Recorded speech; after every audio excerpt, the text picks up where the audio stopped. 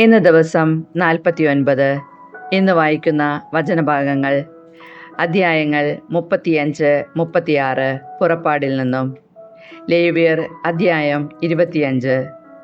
സങ്കീർത്തന പുസ്തകത്തിൽ നിന്ന് അധ്യായം 81. പുറപ്പാട് അധ്യായം 35. സാബത്ത് വിശ്രമം.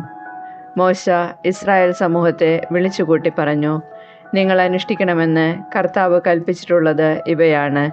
6 ദിവസം ജോലി ചെയ്യുക, 7-ാം ദിവസം നിങ്ങൾക്ക് വിശുദ്ധ ദിനമായിരിക്കണം.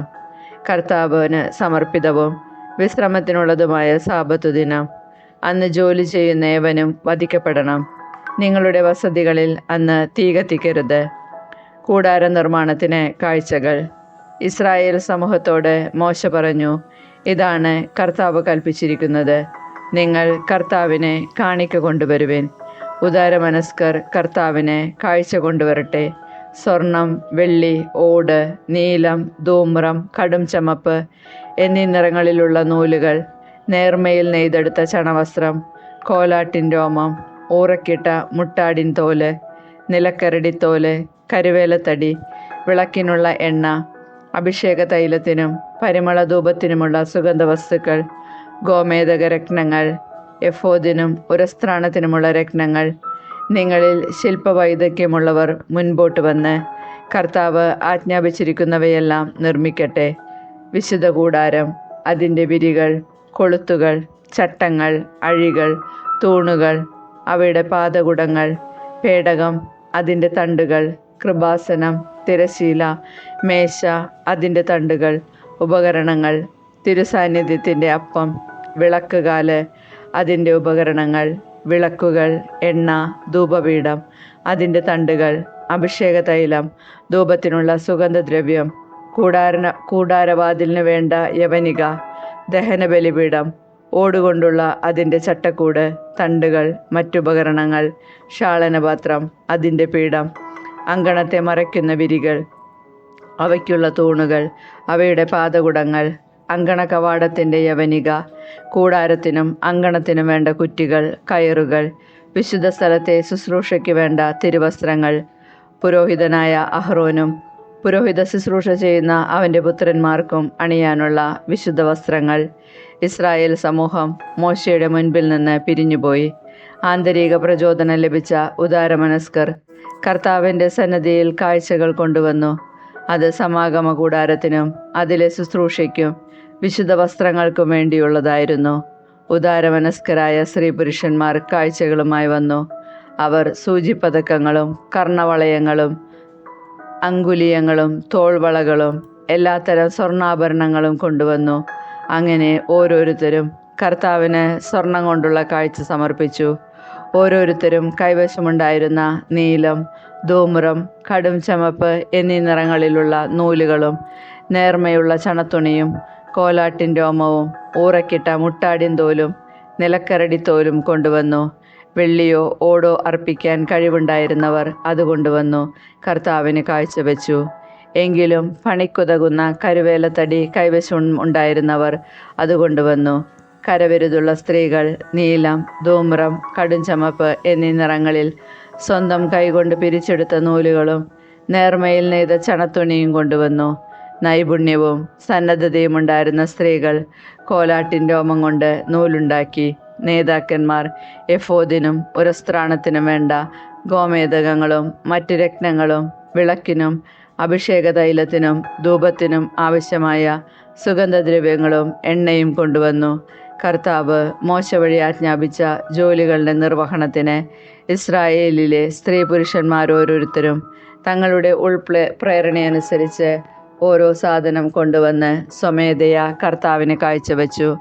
മോശ ഇസ്രായേൽ ജനത്തോട് പറഞ്ഞു, യൂദാ ഗോത്രത്തിലെ ഹൂറിൻ്റെ പുത്രനായ ഊറിയുടെ മകൻ ബെസാലേലിനെ കർത്താവ് പ്രത്യേകം തിരഞ്ഞെടുത്തിരിക്കുന്നു. അവിടുന്ന് അവനിൽ ദൈവിക ചൈതന്യം നിറച്ചിരിക്കുന്നു. സാമർഥ്യവും ബുദ്ധിശക്തിയും വിജ്ഞാനവും എല്ലാത്തരം ശില്പവേലകളിലുമുള്ള വൈദഗ്ധ്യവും നൽകി അവനെ അനുഗ്രഹിച്ചിരിക്കുന്നു. കലാരൂപങ്ങൾ ആസൂത്രണം ചെയ്യുക, സ്വർണം, വെള്ളി, ഓട് എന്നിവ കൊണ്ട് പണിയുക, പതിക്കാനുള്ള രത്നങ്ങൾ ചെത്തിമിനുക്കുക, തടിയിൽ കൊത്തുപണി ചെയ്യുക എന്നിങ്ങനെ എല്ലാത്തരം ശില്പവേലകൾക്കും വേണ്ടിയാണിത്. അവിടുന്ന് അവനും ദാൻ ഗോത്രത്തിലെ അഹിസമാക്കിൻ്റെ പുത്രൻ ഒഹോലിയാബിനും മറ്റുള്ളവരെ പഠിപ്പിക്കാൻ തക്ക കഴിവ് നൽകിയിരിക്കുന്നു. കൊത്തുപണിക്കാരനോ രൂപസംവിധായകനോ നീലം, ധൂമ്രം, കടുംചമപ്പ് എന്നീ നിറങ്ങളിലുള്ള നൂലുകൊണ്ടോ നേർമയിൽ നെയ്തെടുത്ത ചണത്തുണിയിലോ ചിത്രത്തുന്നൽ നടത്തുന്നവനോ നെയ്ത്തുകാരനോ മറ്റേതെങ്കിലും തൊഴിൽക്കാരനോ ശില്പകലാ വിദഗ്ധനോ ചെയ്യുന്ന ഏതുതരം ജോലിയിലും ഏർപ്പെടുന്നതിനും വേണ്ട തികഞ്ഞ കഴിവ് അവിടുന്ന് അവർക്ക് നൽകി. പുറപ്പാട് അധ്യായം 36. വിശുദ്ധ കൂടാരത്തിൻ്റെ നിർമ്മാണം. വിശുദ്ധ സ്ഥലത്തിൻ്റെ നിർമ്മാണത്തിനായി ഏത് ജോലിയും ചെയ്യാൻ പോന്ന അറിവും സാമർഥ്യവും നൽകി കർത്താവ് അനുഗ്രഹിച്ച ബെസാലേലും ഒഹോലിയാബും കരവിരുതുള്ള മറ്റാളുകളും അവിടുന്ന് കൽപ്പിച്ചതനുസരിച്ച് ജോലി ചെയ്യണം. ബെസാലേലിനെയും ഒഹോലിയാബിനെയും കർത്താവ് അറിവും സാമർഥ്യവും നൽകി അനുഗ്രഹിച്ചവരും ജോലി ചെയ്യാൻ ഉൾപ്രേരണ ലഭിച്ചവരുമായ എല്ലാവരെയും മോശ വിളിച്ചുകൂട്ടി. വിശുദ്ധ കൂടാരത്തിൻ്റെ പണിക്ക് വേണ്ടി ഇസ്രായേൽ ജനം കൊണ്ടുവന്ന കാഴ്ചകളെല്ലാം മോശയുടെ അടുക്കൽ നിന്ന് അവർ സ്വീകരിച്ചു. എല്ലാ പ്രഭാതത്തിലും ജനങ്ങൾ സ്വമേധയാ കാഴ്ചകൾ കൊണ്ടുവന്നിരുന്നു. അതിനാൽ വിശുദ്ധ കൂടാരത്തിൻ്റെ വിവിധ തരം പണികളിൽ ഏർപ്പെട്ടിരുന്ന വിദഗ്ധന്മാരെല്ലാവരും ജോലി നിർത്തി മോശയുടെ അടുത്ത് വന്നു. അവർ മോശയോട് പറഞ്ഞു, കർത്താവ് നമ്മോട് കൽപ്പിച്ചിട്ടുള്ള ജോലിക്കാവശ്യമായതിൽ കൂടുതൽ വസ്തുക്കൾ ജനങ്ങൾ കൊണ്ടുവരുന്നു. ഉടനെ മോശ പാളയത്തിലെങ്ങും ഒരു കൽപ്പന വിളംബരം ചെയ്തു. വിശുദ്ധ കൂടാരത്തിന് വേണ്ടി പുരുഷനോ സ്ത്രീയോ ആരും ഇനി കാണിക്ക കൊണ്ടുവരേണ്ടതില്ല. അങ്ങനെ ജനങ്ങൾ കാണിക്ക കൊണ്ടുവരുന്നത് അവൻ നിയന്ത്രിച്ചു. എല്ലാ പണികൾക്കും ആവശ്യമായതിൽ കവിഞ്ഞ വസ്തുക്കൾ അവർക്ക് ലഭിച്ചിരുന്നു. പണിയിൽ ഏർപ്പെടുന്നവരിൽ വിദഗ്ധരായവർ 10 വിരികൾ കൊണ്ട് കൂടാരമുണ്ടാക്കി. അവ നീലം, ധൂമ്രം, കടുംചമപ്പ് എന്നീ വർണ്ണങ്ങളിലുള്ള നൂലുകളും നേർമയിൽ നെയ്തെടുത്ത ചണത്തുണിയും കൊണ്ട് നിർമ്മിച്ചവയും കെരൂബുകളുടെ ചിത്രം തുന്നി അലങ്കരിച്ചവയുമായിരുന്നു. ഓരോ വിരിയുടെയും നീളം 28 മുഴവും വീതി 4 മുഴവുമായിരുന്നു. എല്ലാ വിരികളും ഒരേ അളവിലുള്ളതായിരുന്നു. അവർ 5 വിരികൾ ഒന്നിനൊന്ന് യോജിപ്പിച്ചു. അതുപോലെ മറ്റേ 5 വിരികളും. ആദ്യഗണം വിരികളിൽ അവസാനത്തേതിൻ്റെ വക്കിൽ നീലനൂൽ കൊണ്ട് അവർ വളയങ്ങൾ നിർമ്മിച്ചു. അപ്രകാരം തന്നെ രണ്ടാം ഗണം വിരികളിൽ അവസാനത്തേതിൻ്റെ വക്കിലും ഒന്നാമത്തേതിലും രണ്ടാമത്തേതിലും 50 വളയങ്ങൾ വീതമുണ്ടാക്കി. ഒന്നിനു നേരെ ഒന്ന് വരത്തക്ക വിധത്തിലാണ് വളയങ്ങൾ നിർമ്മിച്ചത്. 50 സ്വർണ്ണക്കൊളുത്തുകളുണ്ടാക്കി. വിരികൾ പരസ്പരം ബന്ധിച്ചു. അങ്ങനെ കൂടാരം ഒന്നായിത്തീർന്നു. കൂടാരത്തിൻ്റെ മുകൾ ഭാഗം മൂടുന്നതിന് കോലാട്ടിൻ രോമം കൊണ്ട് അവർ 11 വിരികളുണ്ടാക്കി. ഓരോ വിരിയുടെയും നീളം 30 മുഴവും വീതി 4 മുഴവുമായിരുന്നു. 11 വിരികൾക്കും ഒരേ അളവ് തന്നെ. അവർ 5 വിരികൾ ഒന്നോടൊന്ന് തുന്നിച്ചേർത്തു. അതുപോലെ മറ്റേ 6 വിരികളും. ഇരുഗണത്തെയും തമ്മിൽ യോജിപ്പിക്കുന്ന വിരികളുടെ വിളുമ്പുകളിൽ 50 വളയങ്ങൾ വീതം നിർമ്മിച്ചു. കൂടാരം കൂട്ടിയോജിപ്പിക്കാൻ ഓടുകൊണ്ട് 50 കൊളുത്തുകളുമുണ്ടാക്കി. കൂടാരത്തിന് ഊറക്കിട്ട മുട്ടാടിൻ തോലുകൊണ്ട് ഒരാവരണവും അതിനുമീതെ നിലക്കരടിത്തോലുകൊണ്ട് വേറൊരാവരണവും നിർമ്മിച്ചു. കൂടാരത്തിന് കരുവേല പലകകൾ കൊണ്ട് നിവർന്നു നിൽക്കുന്ന ചട്ടങ്ങളുമുണ്ടാക്കി. ഓരോ പലകയുടെയും നീളം 10 മുഴമായിരുന്നു, വീതി 1.5 മുഴവും. പലകകളെ തമ്മിൽ ചേർക്കുന്നതിന് ഓരോ പലകയിലും ഈ 2 കുടുമകളുണ്ടായിരുന്നു. എല്ലാ പലകകളും ഇങ്ങനെ തന്നെയാണ് ഉണ്ടാക്കിയത്. അവർ കൂടാരത്തിനുള്ള ചട്ടപ്പലകകൾ ഇപ്രകാരമാണ് ഉണ്ടാക്കിയത്. തെക്കുവശത്ത് 20 പലകകൾ, 20 പലകകളുടെ അടിയിൽ വെള്ളി കൊണ്ട് 40 പാദകുടങ്ങൾ. ഓരോ പലകയുടെയും അടിയിൽ കുടുമയ്ക്ക് 1 വീതം 2 പാദകുടങ്ങൾ. കൂടാരത്തിൻ്റെ വടക്കുവശത്ത് അവർ 20 പലകകളുണ്ടാക്കി. ഓരോ പലകയ്ക്കുമിടയിൽ 2 വീതം വെള്ളി കൊണ്ടുള്ള 40 പാദകുടങ്ങളുമുണ്ടാക്കി. കൂടാരത്തിൻ്റെ പിൻഭാഗമായ പടിഞ്ഞാറ് വശത്ത് 6 പലകകളുണ്ടാക്കി.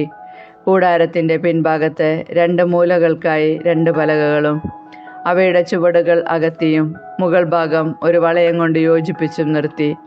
ഇരുമൂലകളിലുമുള്ള 2 പലകകൾക്കും ഇപ്രകാരം ചെയ്തു. അങ്ങനെ 8 പലകകളും. ഒരു പലകയുടെ അടിയിൽ 2 വീതം വെള്ളി കൊണ്ടുള്ള 16 പാദകുടങ്ങളും ഉണ്ടായിരുന്നു. കരുവേല തടി കൊണ്ട് അവർ അഴികൾ നിർമ്മിച്ചു. കൂടാരത്തിൻ്റെ ഒരു വശത്തെ പലകകൾക്ക് 5 അഴികൾ, മറുവശത്തുള്ള പലകകൾക്കും 5 അഴികൾ. കൂടാരത്തിൻ്റെ പിൻഭാഗമായ പടിഞ്ഞാറ് വശത്തെ പലകകൾക്കും 5 അഴികൾ. നടുവിലുള്ള അഴി പലകയുടെ പകുതി ഉയരത്തിൽ വെച്ച് ഒരറ്റം മുതൽ മറ്റേ അറ്റം വരെ കടത്തിവിട്ടു. അവർ പലകകളും അഴികളും സ്വർണം കൊണ്ട് പൊതിയുകയും അഴികൾ കടത്താനുള്ള വളയങ്ങൾ സ്വർണം കൊണ്ട് നിർമ്മിക്കുകയും ചെയ്തു. നീലം, ധൂമ്രം, കടുംചുമപ്പ് എന്നീ വർണ്ണങ്ങളിലുള്ള നൂലുകളും നേർമയിൽ നെയ്തെടുത്ത ചണത്തുണിയും ഉപയോഗിച്ച് തിരശ്ശീലയുണ്ടാക്കി. കെരൂബുകളുടെ ചിത്രം വിദഗ്ധമായി തുന്നിച്ചേർത്ത് അത് അലങ്കരിച്ചു. അവർ കരുവേലത്തടി കൊണ്ട് 4 തൂണുകളുണ്ടാക്കി സ്വർണം കൊണ്ട് പൊതിഞ്ഞു.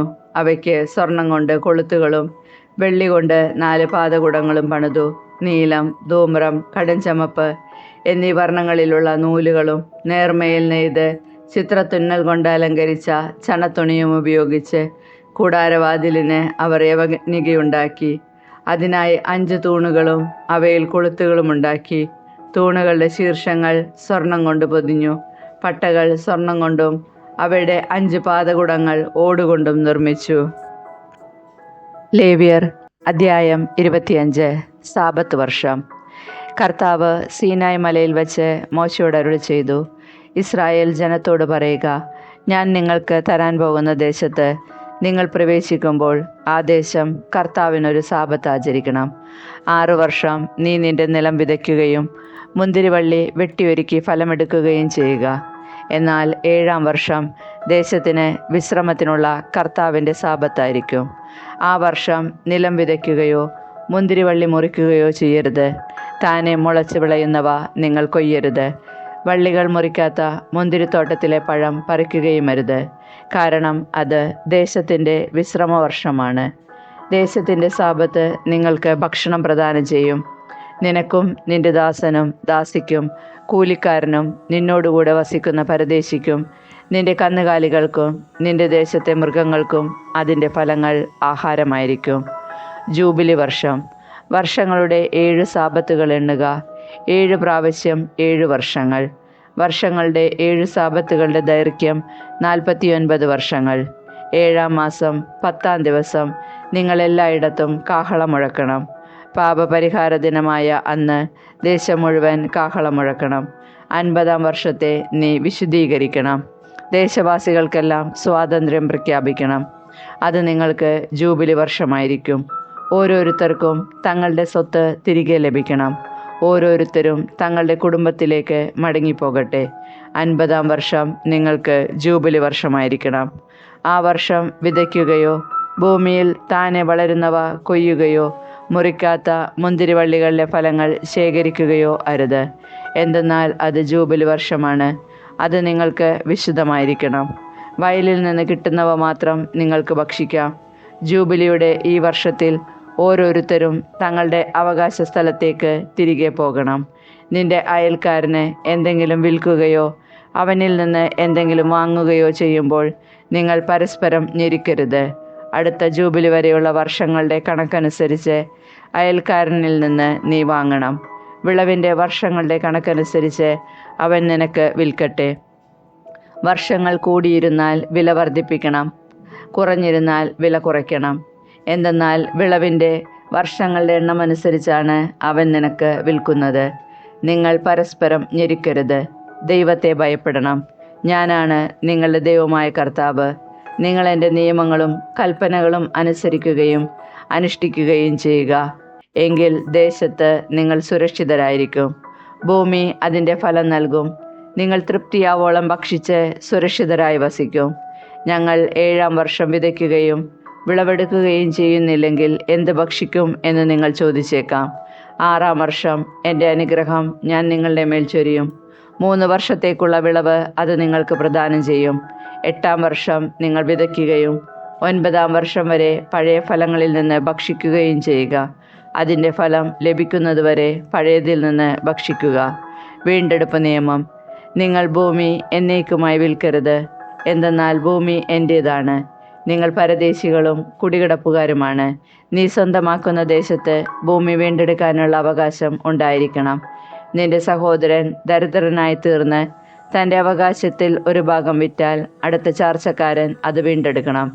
എന്നാൽ വീണ്ടെടുക്കാൻ അവന് ആരുമില്ലാതിരിക്കുകയും പിന്നീട് സമ്പന്നനായി വീണ്ടെടുക്കാൻ അവന് കഴിവുണ്ടാവുകയും ചെയ്താൽ അത് വിറ്റതിന് ശേഷമുള്ള വർഷങ്ങൾ കണക്കാക്കി വാങ്ങിയവന് അധിക തുക തിരികെ കൊടുത്ത് അവന് തൻ്റെ അവകാശ വസ്തു വീണ്ടെടുക്കാം. എന്നാൽ അത് വീണ്ടെടുക്കാൻ അവന് കഴിവില്ലെങ്കിൽ വിറ്റുപോയ വസ്തു വാങ്ങിയവൻ്റെ കൈവശം ജൂബിലി വർഷം വരെ ഇരിക്കട്ടെ.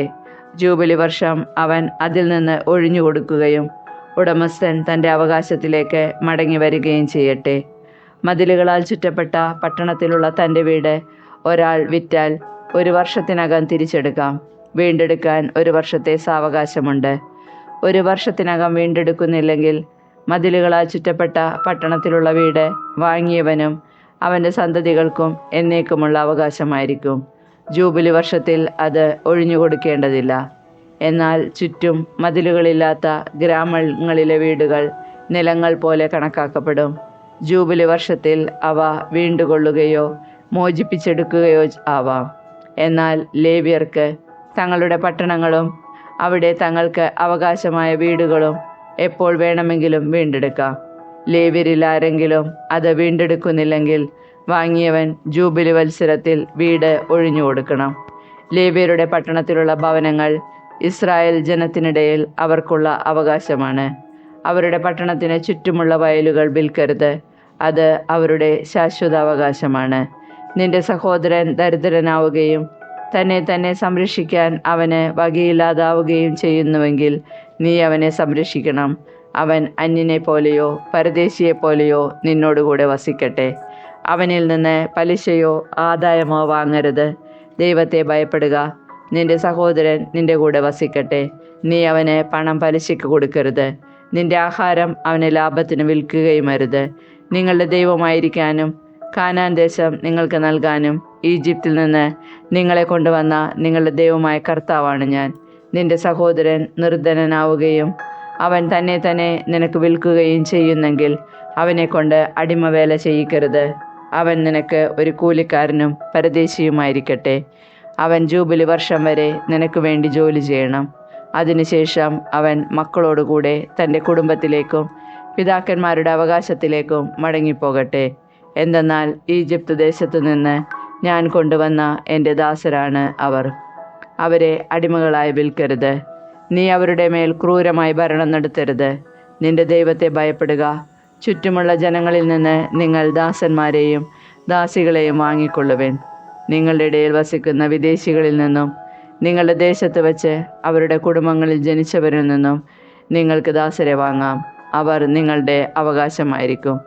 നിങ്ങൾക്ക് ശേഷം നിങ്ങളുടെ മക്കൾക്ക് നിത്യമായി അവകാശമാക്കാൻ അവരിൽ നിന്ന് നിങ്ങൾക്ക് അടിമകളെ സ്വീകരിക്കാം. എന്നാൽ ഇസ്രായേൽ മക്കളായ നിങ്ങളുടെ സഹോദരരുടെ മേൽ നിങ്ങൾ ക്രൂരമായ ഭരണം നടത്തരുത്. നിങ്ങളുടെ ഇടയിലുള്ള പരദേശിയോ അന്യനോ സമ്പന്നനാവുകയും അവൻ്റെ സമീപമുള്ള സഹോദരൻ ദരിദ്രനാവുകയാൽ പരദേശിക്കോ അന്യനോ അല്ലെങ്കിൽ അന്യൻ്റെ കുടുംബാംഗത്തിനോ തന്നെ വിൽക്കുകയും ചെയ്താൽ അവനെ വീണ്ടെടുക്കാവുന്നതാണ്. അവൻ സഹോദരന്മാരിൽ ആർക്കും അവനെ വീണ്ടെടുക്കാം. അവൻ്റെ പിതൃവ്യനോ പിതൃവ്യപുത്രനോ ഏതെങ്കിലും ചാർച്ചക്കാരനോ അവനെ വീണ്ടെടുക്കാം.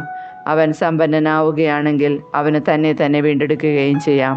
അവൻ തന്നെ വിറ്റതു മുതൽ ജൂബിലി വരെയുള്ള വത്സരങ്ങൾ വാങ്ങിയവനുമായി കണക്കാക്കണം. വർഷങ്ങൾക്കനുസരിച്ചായിരിക്കും അവൻ്റെ മോചനത്തിൻ്റെ വില. ഉടമസ്ഥനോടുകൂടെ ജീവിച്ച വത്സരങ്ങൾ കൂലിക്കാരൻ്റെ നിലയിൽ കണക്കാക്കണം. വർഷങ്ങളേറെ ബാക്കിയുണ്ടെങ്കിൽ അതിന് തക്കവിധം വീണ്ടെടുപ്പ് വില കിട്ടിയ പണത്തിൽ നിന്ന് തിരികെ കൊടുക്കണം. ജൂബിലി വരെ വർഷങ്ങൾ കുറവാണെങ്കിൽ തൻ്റെ വീണ്ടെടുപ്പിനായി ഉടമസ്ഥനുമായി ആലോചിച്ച് വർഷങ്ങളിലെ കണക്കനുസരിച്ച് പണം മടക്കി കൊടുക്കണം. വർഷം തോറും കൂലിക്കെടുക്കപ്പെട്ടവനെ പോലെ അവൻ വാങ്ങുന്നവനോടുകൂടെ കഴിയണം. അവനോട് ക്രൂരത കാണിക്കാൻ ഇടവരരുത്. അവൻ ഇങ്ങനെയൊന്നും വീണ്ടെടുക്കപ്പെടുന്നില്ലെങ്കിൽ അവനും അവൻ്റെ മക്കളും ജൂബിലി വർഷത്തിൽ സ്വതന്ത്രരാക്കപ്പെടണം. ഇസ്രായേൽ ജനം എൻ്റെ ദാസരാണ്. ഈജിപ്തിൽ നിന്ന് ഞാൻ കൊണ്ടുവന്ന എൻ്റെ ദാസർ. നിങ്ങളുടെ ദൈവമായ കർത്താവ് ഞാനാണ്.